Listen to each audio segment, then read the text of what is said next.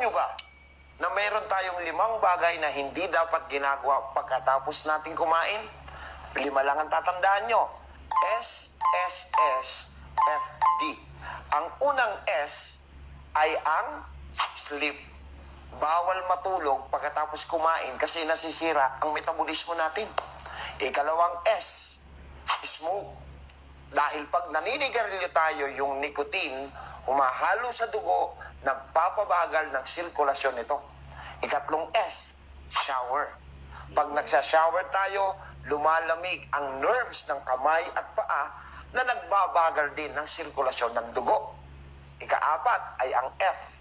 Mali ang kumakain tayo ng fruits pagkatapos kumain dahil ang enzyme dapat kinakain bago ang meals. At ikang huli, yung drink tea. Bawal tayong magtsaa